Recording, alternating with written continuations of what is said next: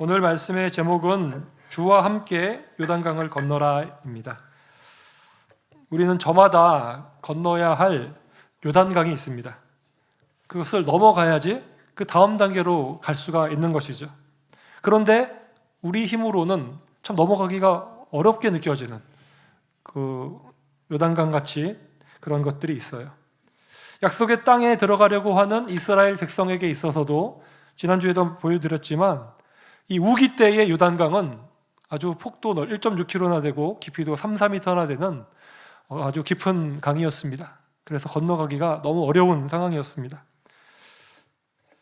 하지만 우리가 오늘 성경을 보면 여호수아나 이스라엘 백성에게 있어서 요단강을 건너는 것에 대해서 아무런 걱정을 하거나 불평을 하거나 이런 것들을 찾아볼 수가 없습니다. 그 이유는 무엇일까요?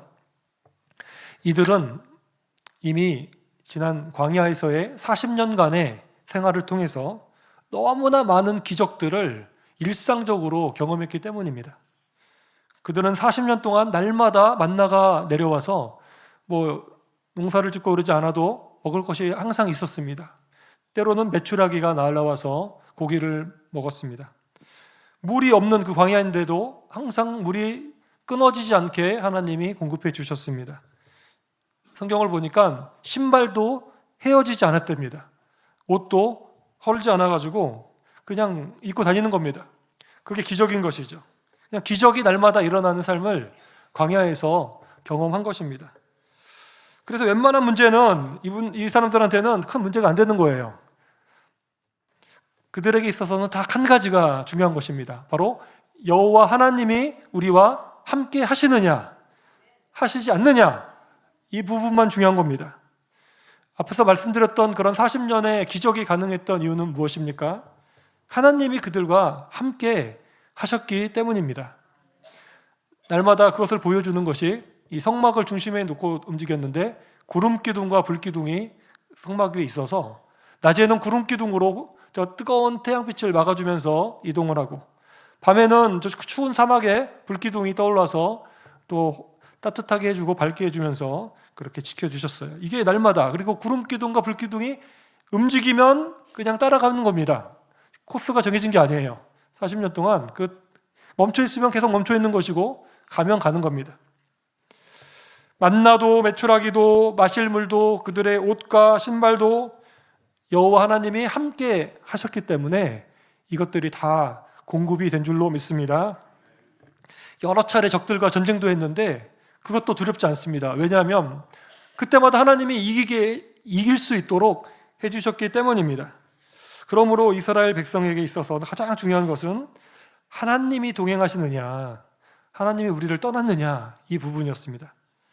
그래서 여호수아가 모세를 이어서 이제 지도자가 되었을 때 르우벤 지파, 므낫세 지파, 또 갓 지파가 이제 그에게 원했던 것은 딱 한 가지 있었죠.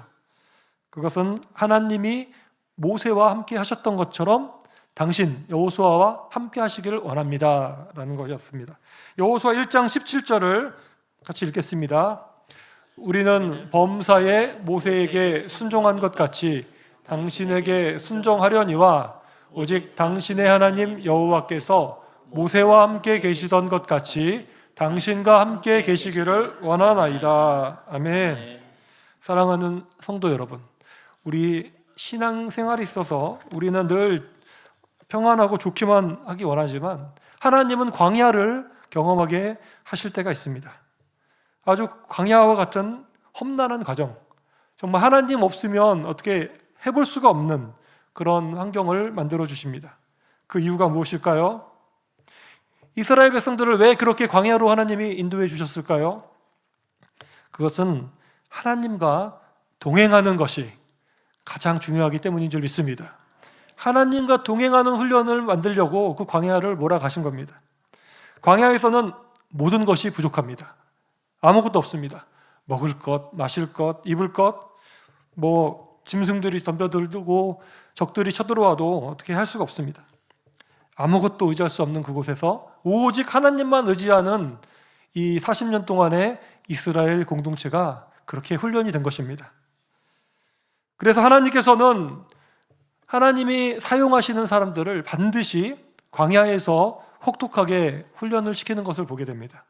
모세도, 아론도, 다윗도, 세례 요한도, 엘리야, 바울, 예수님 등등 다 광야를 통과해서 하나님의 사람을 만들기 위해서 하나님은 반드시 광야로 보내시는 겁니다. 그래서 이렇게 광야 가운데서 정말 나는 다 못한다고 손을 놓고 하나님만 바라보면서 이렇게 있을 때 하나님이 정말 불가능해 보이는 것들을 하나씩 하나씩 이렇게 이루어 주시는 것을 보면서 우리는 하나님의 기적이 또 일어났구나. 이게 날마다 이게 이루어지게 되면서 하나님의 기적이 일상화가 되는 것이죠. 그리고 앞으로 어려운 문제가 닥쳐와도 이것도 뭐 하나님이 이제까지 해주셨는데 하나님이 도와주실 거야. 아멘. 이 믿음이 생겨나는 것입니다. 저도 이제 저희 부모님이 양돈마을이라고 돼지 키우고 벽돌 공장에 있는 곳에서 개척을 하셨을 때 제가 한 6학년쯤 됐는데 거기서 이제 그런 경험들을 좀 많이 했던 것 같습니다. 먹을 것이 없고 뭐 집값도 내야 되고 아버지가 그때 신학교 막 다니고 등록금도 내야 되고 뭐 이럴 때 부모님이 그때 산에서 기도하시고 또 뭐 기도를 많이 하셨죠. 그러면 하나님이 어김없이 딱 맞춰가지고 모든 것을 다 넘어가도록 채워 주시는 것들을 경험을 했어요. 간접적으로 제가 경험을 했죠. 그리고 어머니가 간증을 많이 하셨어요. 기도했더니 이렇게 됐다. 그래서 어렸을 때부터 저는 기도하면 하나님이 도와주시는구나. 기도하면 하나님이 능력을 베풀어 주시는구나. 그런 것들을 자연스럽게 느끼고 그렇게 좀 자랐던 것 같습니다. 이게 하나님의 은혜인 줄 믿습니다. 하나님 살아계심을 우리가 광야에서 느끼는 거예요. 풍요로운 곳에서는 잘 못 느낍니다. 실제적으로 이스라엘 백성들이 이제 가나안 땅에 들어오고 나서는 하나님이 이제 만나를 그쳐요. 만나가 이제 더 이상 내리지 않습니다. 그냥 그들이 거기 있는 곡식들, 과일들 이렇게 먹으면 되니까. 그리고 그들이 뭐 더 이상 옷도 이제는 헤어지고 신발도 달고 그렇습니다. 불기둥, 구름기둥도 더 이상 보이지 않습니다. 그냥 이제 그 현실에서 살아갈 수 있도록 하나님이 하신 것이죠. 그런데 어떻게 됐습니까, 여러분? 광야에서 40년을 하나님만 바라보는 훈련을 했던 그 사람들은 오늘 본문처럼 어려움 앞에서도 도무지 불평도 안 하고 원망도 안 하는 강한 믿음의 군사로 하나님이 만들어 주셨습니다. 그들은 하나님을 정말 믿었어요. 그러나 후에 가나안 땅에 정착했던 이들의 자손들, 여호수아 세대의 자손들을 가면 어떻게 됩니까? 성경을 보니까 이들은 여호와를 모르는 세대가 되었다. 하나님을 더 이상 모릅니다. 그 조상들이 했던 그런 것들은 옛날부터 추억 같은 얘기지 그들은 그런 거를 경험하지 못했습니다. 하나님을 의지하지 않아도 살 수 있었기 때문에 하나님을 의지하지 않은 것이죠. 오히려 눈에 보이는 당시에 이방 민족들이 섬기던 바알 신상, 아세라 신상 같은 거는 너무 우리한테 막 축복을 준다, 뭐 쾌락도 준다. 그러니까 그 이스라엘 후손들은 그런 것들을 더 하나님보다 의지하는 그런 사람들이 되었죠. 사랑하는 여러분, 지금도 마찬가지입니다. 여기 오랫동안 교회를 섬기신 많은 우리 어르신들도 계시고 또 그 윗선들도 계시지요. 정말 하나님의 그 조상들이 훌륭하게 신앙생활을 할 수 있었던 이유가 무엇이겠습니까? 그들이 의지할 것이 없었기 때문입니다. 하나님 아니면 정말 이 나라가 얼마나 어려웠습니까? 가난하고 궁핍했던 그 시절, 또 일제의 핍박과 공산주의의 위협 아래서 또 여러 가지 혼란했던 그 시절 가운데 정말 하나님 아니면 의지할 것 없는 그런 광야 같은 세월을 보내면서 산이면 저도 옛날 기억이 나는데 제가 어렸을 때만 해도 산마다 기도하는 사람들이 굉장히 많이 있었어요. 그리고 기도원에 가면 뭐 엄청난 사람들이 기도원에서 기도하고 그랬는데 제가 우리 교회 오기 전에 그 잠깐 한 주간 쉴 때 거기 오살리 기도원도 가봤는데 기도하는 사람이 별로 없는 겁니다. 예. 밤에도 문도 10시 되니까 문도 닫더라고요. 성전 문도 닫아버리고 노숙자 들어온다고. 기도의 그 성지라고 불리는 그런 기도원인데 그렇게 됐어요. 기도가 우리나라 지금 기도가 그렇게 많이 끊어진 것이죠. 왜 그렇습니까? 지금 우리나라가 경제가 선진국 반열에 올라서 조금도 부족한 게 없습니다. 하나님이 없어도 부족하지 않아요. 먹고 사는 거 부족하지 않습니다. 즐길 거 많습니다. 오히려 우리가 저 즐길 것 때문에 하나님께 나가는 것이 귀찮을 때도 있는 것이죠. 스마트폰, 인터넷 발전, 또 AI 기술 발전하면서 잠깐이라도 하나님을 생각할 시간이 없어요. 그냥 계속 즐길 것이 많으니까. 우리도 문제지만 우리 다음 세대는 더 문제입니다. 거기 아예 빠져서 살고 있잖아요. 그러니까 하나님이 별로 필요 없는 거예요. 그래서 외국에 3만 달러 이상 되는 선진국들은 교회들이 거의 다 무너졌습니다. 왜냐하면 하나님이 없어도 아주 이 땅이 뭐 천국처럼 잘 살 수 있으니까 그렇게 되는 것입니다. 하나님도 의지하지도 않고 하나님과 동행하지도 않는 세대, 겉으로 봤을 때는 성공한 것 같고 잘 사는 것 같이 보이지만 하나님의 입장에서는 믿음을 잃어버린 세대, 하나님을 잃어버린 세대가 된 것입니다. 지금 우리나라도 그 위기 가운데 있는 것입니다. 그렇기 때문에 때로는 우리가 역경이 찾아왔을 때 감사해야 합니다. 이 고난이 아니면 나는 하나님을 만날 수가 없는데 내가 이 어려움이 찾아왔기 때문에 광야같이 하나님밖에 의지할 수 없기 때문에 하나님을 찾게 되는 것. 사람들은 그것이 너가 지금 참 힘들겠다 말하지만 영적으로 봤을 때는 하나님이 나를 사랑하셔서 나를 훈련시키시는구나. 그 믿음으로 하나님을 의지하시기를 간절히 바랍니다. 하나님이 정말로 원하시는 것은 무엇일까요? 우리들이 하나님과 동행하는 삶을 사는 것입니다. 오늘 본문을 보면 우리가 그 사실을 알 수가 있습니다. 하나님은 요단강을 건너가기 직전에 여호수아에게 아주 중요한 약속을 하는데 내가 모세를 아주 위대하게 만들어준 것처럼 너를 백성들 앞에서 큰 사람으로 만들어주겠다. 그러나 한 가지를 너가 해야 된다. 그 조건이 7절에 나옵니다. 한번 7절을 같이 읽어보겠습니다. 여호와께서 여호수아에게 이르시되 내가 오늘부터 시작하여 너를 온 이스라엘의 목전에서 크게 하며 내가 모세와 함께 있었던 것 같이 너와 함께 있는 것을 그들이 알게 하리라. 아멘. 하나님은 약속하셨어요. 너를 크게 하시는데 어떻게 하면 하나님이 크게 해주시냐? 여호수아도 모세처럼 하나님이 함께 하시는 사람이라는 것을 보여주겠다. 할렐루야. 하나님 앞에서 큰 사람, 교회에서 큰 사람은 어떤 사람입니까? 하나님이 함께하는 사람입니다. 위대한 지도자의 조건은 어떤 훌륭한 스펙이 있는 것이 아닙니다. 하나님이 함께하는 사람인 줄 믿습니다. 가정에서도 정말 훌륭한 아버지는 하나님이 함께하는 아버지인 줄 믿습니다. 교회에서도 훌륭한 목사님, 장로님은 하나님이 함께하는 직분자인 줄 믿습니다. 직장에서도 사업장에서도 저와 여러분이 세상적으로 성공을 해서 훌륭한 사람이 되는 것이 아니라 저 사람은 예수 믿는 사람이라서 정말 하나님이 저 사람 함께 하는구나. 사람들이 그렇게 인정하는 사람이라면 그 사람이 큰 사람인 것입니다. 학생도 마찬가지죠. 학교에서 큰 사람 되는 학생은 공부 잘하는 학생이 아니라 하나님이 함께하는 학생일 줄 믿습니다. 그렇게 하나님이 함께하는 사람이 되면 우리 앞에 건너가기 어려운 요단강이 보여도 그렇게 두려워하지 않게 됩니다. 왜? 하나님이 지금까지 나와 함께 하셨는데, 다 넘어가게 하셨는데 저 요단강도 하나님이 해결하실 것이다. 그 믿음이 있기 때문입니다. 하지만 우리가 이런 하나님과의 동행을 잃어버리게 되면 아주 우리 앞에 있는 작은 문제에도 벌벌 떠는 그러한 우리가 연약한 사람이 됩니다.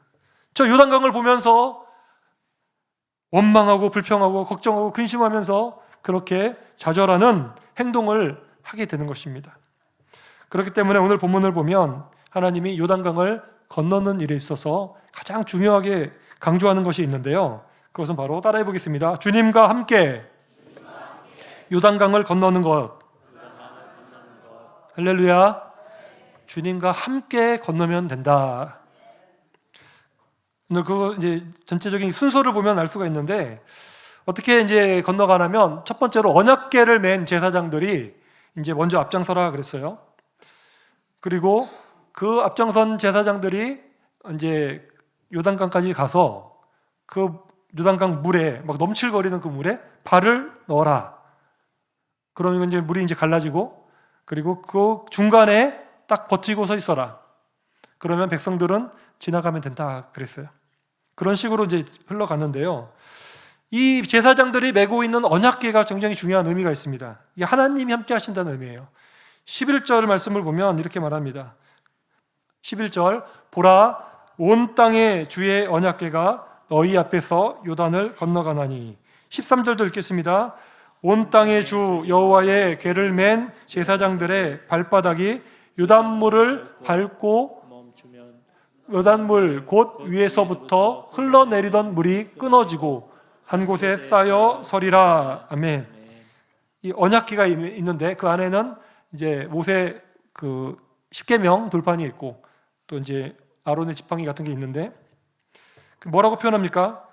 온 땅의 주 여호와의 언약궤. 이 언약궤에는 하나님이 그들과 함께함을 딱 보여주는 그 상징인 거예요. 제사장들이 언약궤를 맸다는 것은 여기에 하나님이 함께 하신다. 너희들이 이제 요단강을 건넜는데 하나님이 먼저 앞서가신다. 할렐루야. 제사장들이 앞서간다는 건 하나님이 앞서가신다는 걸 보여주는 거예요. 그리고 그 믿음을 가지고 물을 밟으면 물이 갈라진다. 물을 갈라지게 하시는 분이 사람이 아니라 하나님이다. 이거를 보여주는 거고, 그 가운데 견고하게 서 있으면 하나님이 막아주시고 백성들이 다 건널 수 있도록 도와주신다. 이것도 하나님이 끝까지 지켜주신다라고 하는 것을 보여주시는 것입니다. 하나님이 원하시는 것은 무엇입니까? 하나님이 너희의 힘으로만이 아니라 하나님이 함께 하시는 것을 내가 보여주겠다. 그 믿음으로 건너라. 그렇게 말씀하시는 것입니다. 사랑하는 여러분, 하나님은 사실은 스스로 다 하실 수 있습니다. 그러나 우리를 동역자로 삼은 줄 믿습니다. 그런데 우리가 동역자라고 해서 우리가 하나님을 내버려 두고 우리의 힘만으로 하려고 하면 100점 100패인 것입니다. 가장 좋은 것은 우리가 하나님과 함께하는 것, 하나님과 동역하는 것, 하나님을 모시고 가는 것인 줄 믿습니다. 그럴 때 우리는 정말 물이 넘치는 것 같은 어려움을 만나더라도 하나님이 주시는 담대함으로 우리가 승리하게 될 줄 믿습니다. 우리 강경제일 장로교회가 이러한 교회가 되기를 축원합니다. 하나님과 늘 동행하는 교회가 되기를 원합니다. 우리 힘으로 막 하는 것이 아니라 먼저 하나님을 앞세우는 교회, 성령보다 기도보다 말씀보다 앞서지 않는 교회가 되기를 축원합니다. 때로는 광야 같은 지금 고난을 통과하는 분들도 계십니다. 쉽지 않지만 하나님이 나를 사랑하시는구나, 합력하여 선을 이루실 것이다, 흔들리지 않는 믿음으로 정말 하나님의 인도하심에 맡기시기를 바랍니다. 우리가 흔히 또 이런 상투적인 얘기로 죽음을 가리켜서 요단강 건넌다 이런 얘기를 합니다. 이 세상을 떠나서 이제 천국에 가는 그거를 요단강 건너서 만나리 찬양도 있죠. 우리가 요단강을 건널 때 우리가 가장 건너가야 될 진짜 가장 큰 강은 죽음의 요단강일 것입니다. 이 요단강을 어떻게 건너겠습니까? 나 혼자서 건너겠습니까? 누구와 함께 건너야 되죠? 하나님과 함께 건너가시기를 바랍니다. 예수님과 건너가시기를 바랍니다. 따라해 보겠습니다. 주와 함께 요단강을 건너가겠습니다. 할렐루야. 우리의 힘으로 건너갈 수 없지만 주와 함께 건너가면 주님이 우리를 업고 그 강을 건너가게 될 줄 믿습니다. 모든 일을 행하실 때도 사랑하는 여러분, 부활하신 주님과 함께 우리가 행동함으로 정말 주님의 말씀대로 승리하고 그렇게 살아갈 수 있기를 주님의 이름으로 축원합니다.